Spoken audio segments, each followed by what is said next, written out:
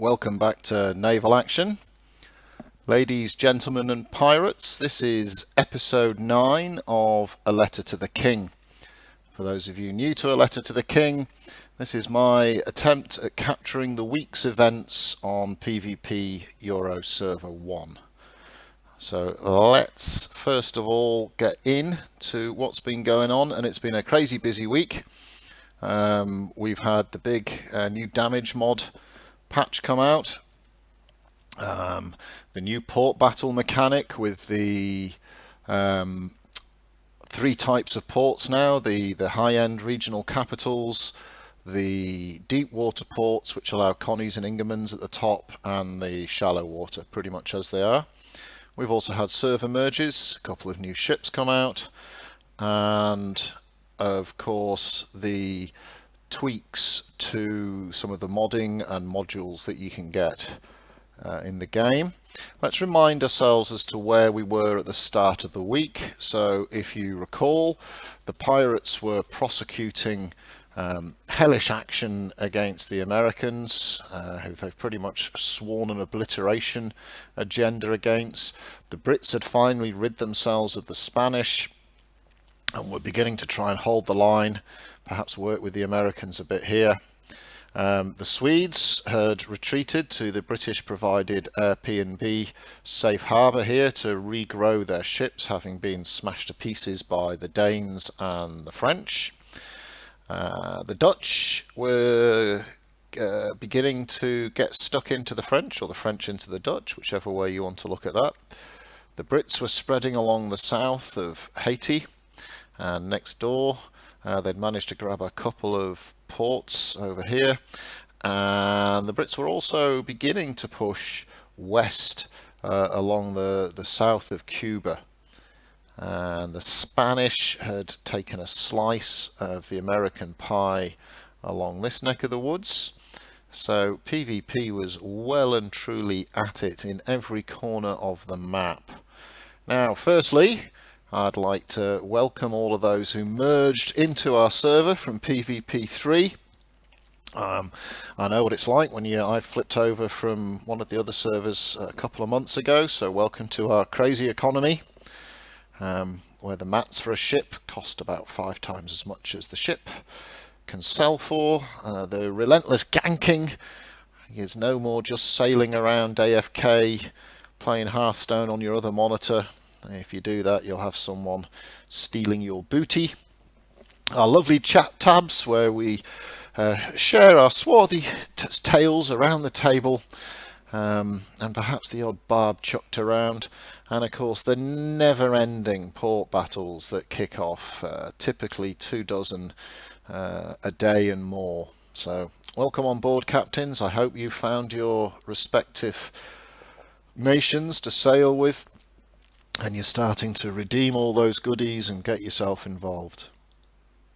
Now, we'll start off over here in the Far East, along the Antilles and the far east tip of South America that's within the Caribbean. And the Dutch, if you recall, the Dutch had one of their major clans break up, and as a result their 2-week sojourn into Haiti came to an end last week. However, they seem to have got their stuff together, and the cloggies have given the French a jolly good spanking this week, grabbing up all the French ports on the mainland and pushing well into the Antilles.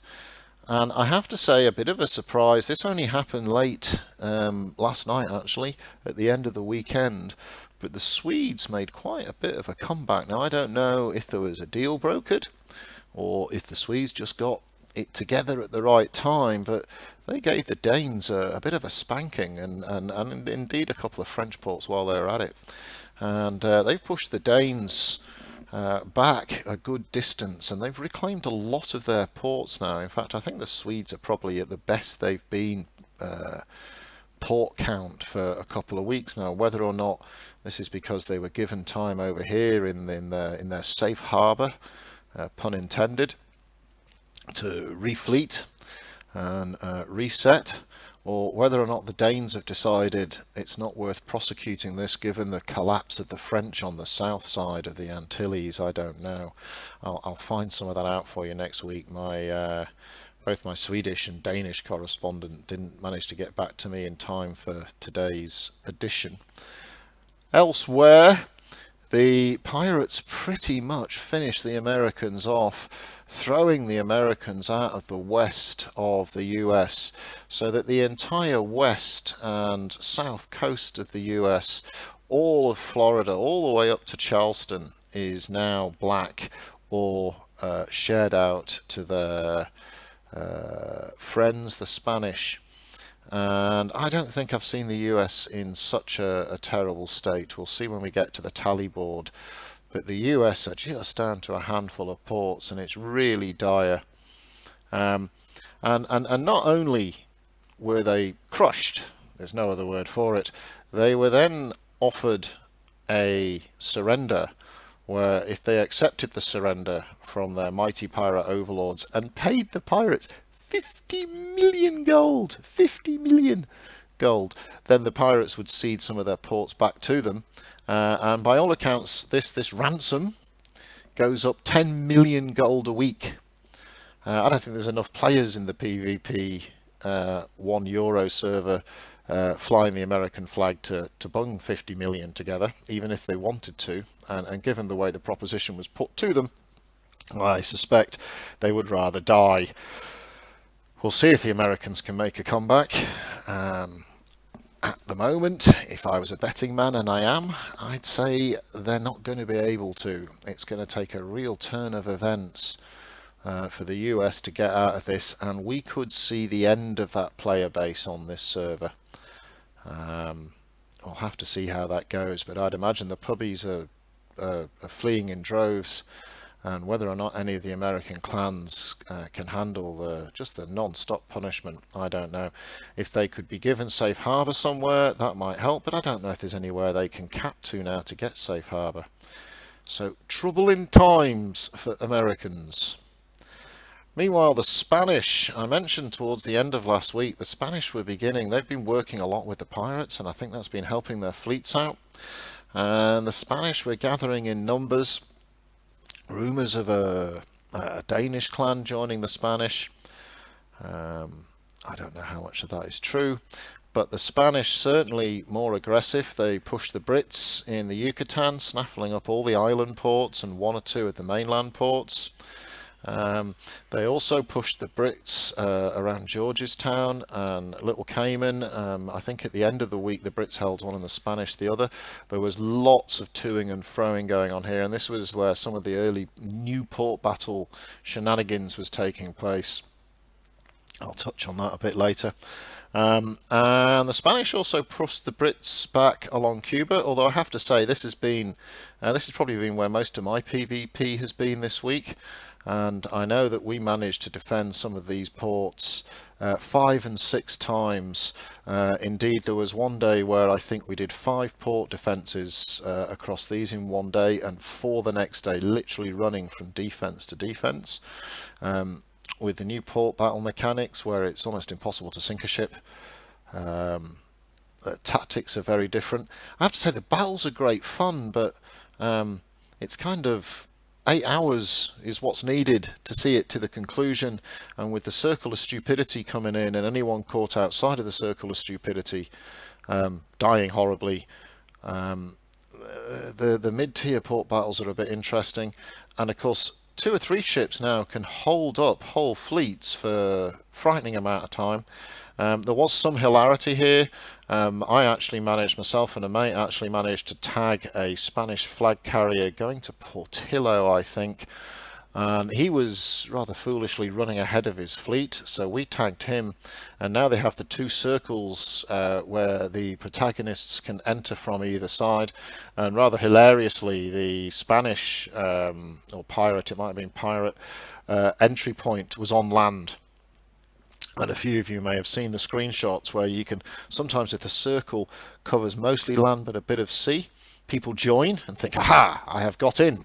Only for the battle to start, and they're all lying like beach whales on the beach, which is funny as buggery. But anyway, so the Brits held out here, and then just last night the Spanish did a sneaky one. Instead of taking the obvious ports along the way here, they snuck round and managed to grab Escondido, which in itself had been probably one of the first port battles under the new system, where I think the pirates at the time looked like winning, but then they managed to get themselves caught upwind and then in the circle of death. And then literally in the last 2 minutes, half of their fleet got wiped out by the circle of death, and they ended up losing the port. So, haha, but that's no good, getting beaten by silly mechanics. The Brits really didn't have much aggressive action going on. They had a couple of pushes. The Danes, who recapped many of their ports, were then repelled, and the pirates were pushed out of a couple of ports off Haiti. But small pickings, I have to say, really, for the Brits. Very much holding in some areas and maybe only grabbing a couple of ports up around this area. Probably losing overall net in this area. So now we get on to really some of the big plays of the week, and the Spanish and the pirates, for all intents and purposes now, are acting as a single nation.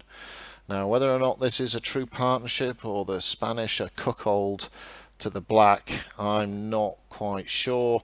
But there have been port battles that we've turned up to where the Spanish or the pirates have had a full fleet screening for the other. So you're fighting two fleets, and it's very, very difficult. And then combined with, there's a strangeness at the moment. I'm not 100% sure as to how the mechanic works exactly, but when you take a port now, you don't seem to be able to set the timer. And then the next day it's a port with no timer set, and then the day after that, I don't know if someone can then go back and set it, or if it flips to its original time. I'm not quite sure how the mechanic's working out, but right now, after you cap a port, you can't properly set its timer. It goes to a free port, perhaps then you can set it once, not a free port but an open timer port, then maybe you can set it once. So this is bizarre. You work so hard now to win a port battle, because it's so hard with the damage model that's in at the moment. I believe they're going to change it midweek. Connie against Connie, you have to get within 100 meters of each other to do damage. Both of them are running around with a complete bag of HP behind their near impenetrable armor. So I've seen a number of port battles that have gone the full hour and a half, and there's been 4 ships sunk. And in fact, ship capture is probably now the predominant way of taking an enemy ship out of the game.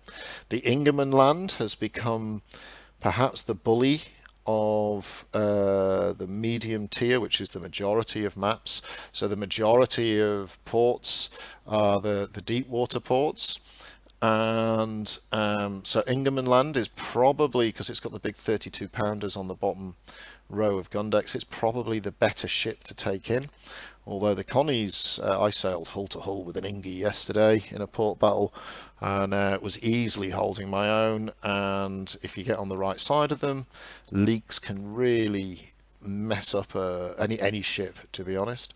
I don't think I've seen a First Fleet port battle, so it's only the regional capitals now that require the First Fleet ships. So I don't know if I've seen one myself. Escondido might be one, perhaps, but I don't think I've seen one.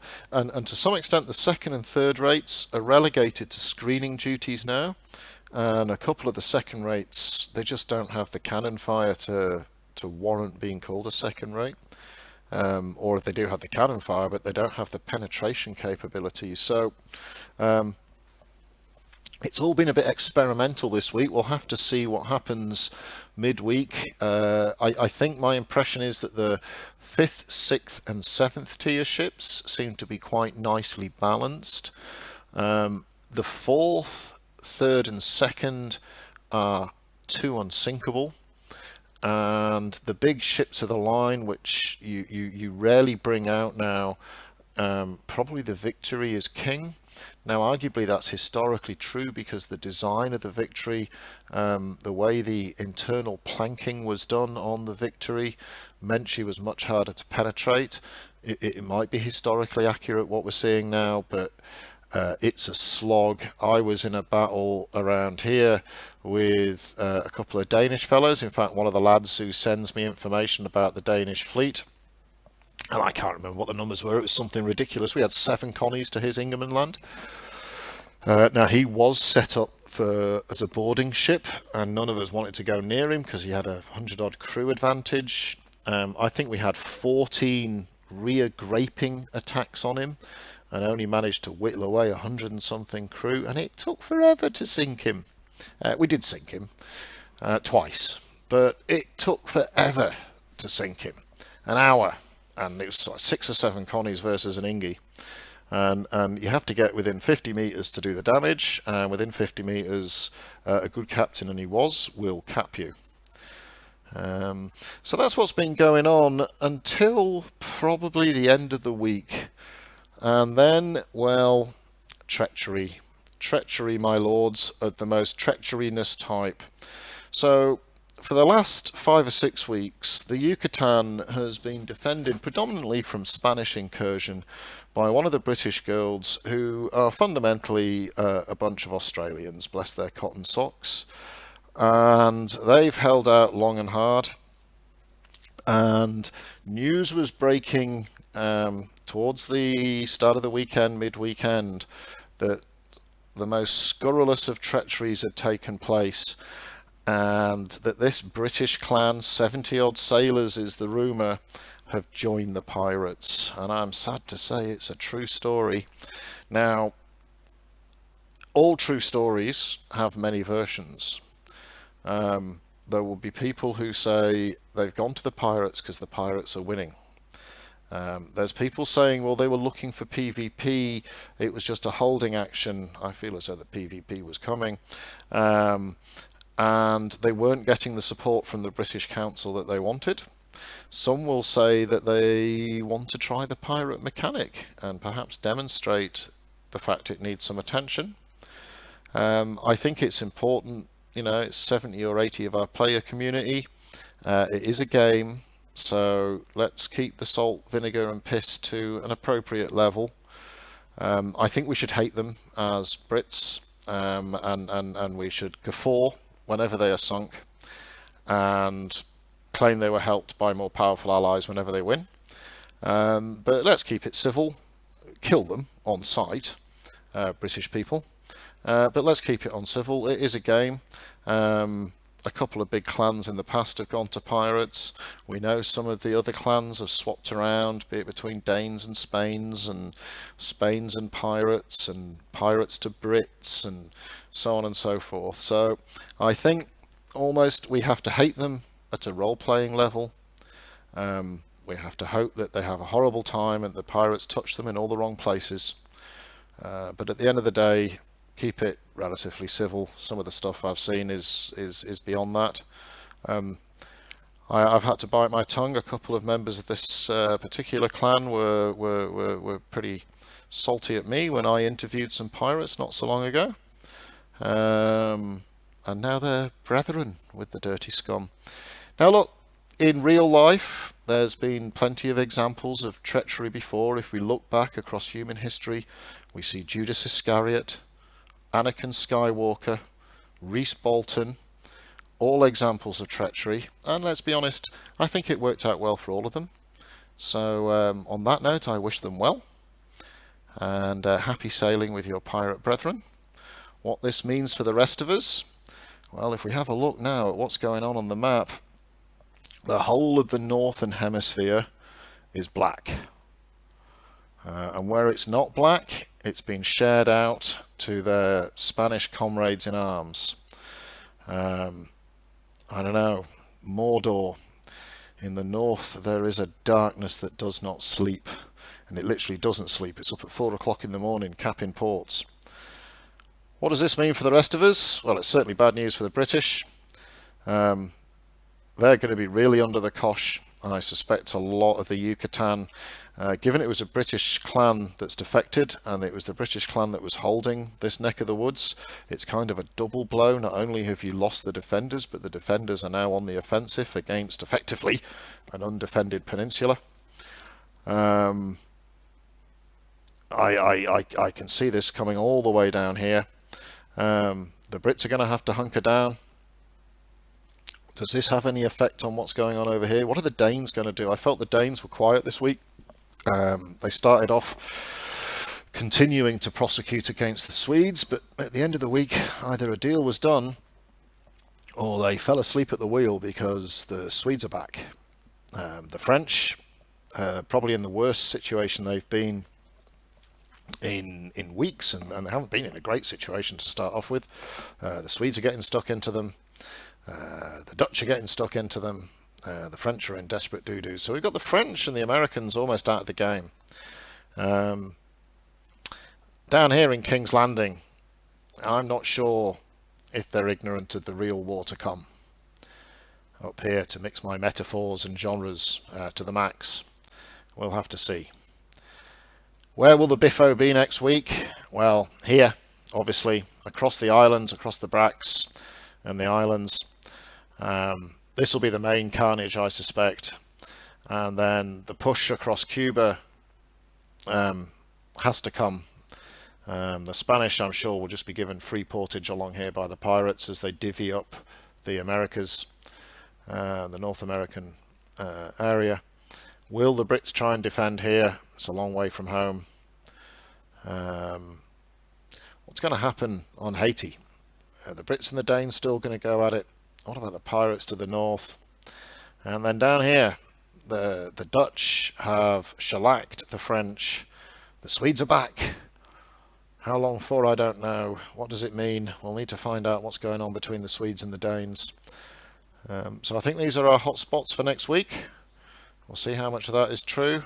I've highlighted the few remaining American ports on the off chance something happens there next week. I can't imagine any happy stories there. I can't imagine they'll pay the 50 million ransom. Let's have a look at the tally board. The pirates, 100 ports. Who'd have thought it? The only nation who's not a nation is top of the nations. The British lost heavily during the week. A combination of actions across the Yucatan, Cuba and Haiti cost them ports.